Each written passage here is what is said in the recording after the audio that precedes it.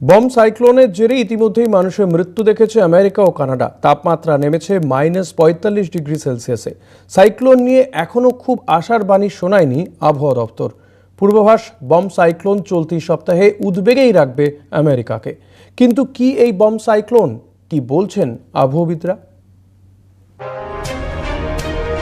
বায়ু উচ্চচাপযুক্ত এলাকা থেকে নিম্নচাপযুক্ত এলাকায় প্রভাবিত হয়। এই সময় বায়ু প্রবাহের গতি যথেষ্ট বেশি থাকে।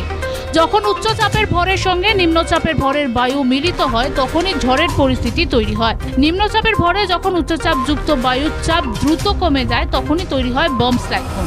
এর ফলে বায়ুর দুটি চাপের মধ্যে পার্থক্য দ্রুত হারে বৃদ্ধি পায়, যা বাতাসকে শক্তিশালী করে তোলে।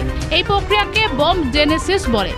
সহজ করে বললে, প্রতি ঘন্টায় বায়ুর চাপ যদি 1 মিলিবার করে কমে যায় তখন তাকে বম সাইক্লোন বলে। অ্যাকচুয়ালি বিষয়টা হলো, জলভাগের তাপমাত্রা যখন তুলনামূলকভাবে অনেকটা বেশি থাকে সেই সময় জলভাগ থেকে প্রচুর পরিমাণে জলীয় বাষ্প প্রবেশ করে ভূমিভাগের মধ্যে, এবং সেই অবস্থাতে যদি মেরু কোষ অর্থাৎ মেরু অঞ্চলে যে নিম্নচাপের কক্ষগুলো থাকে সেই কক্ষগুলো যদি কোনো ভূমিভাগের মধ্যে প্রবেশ করে যায় তাহলে এই ধরনের তুষারঝড় সৃষ্টি হয়, এবং সেটাই চলছে আমেরিকার ওপরে।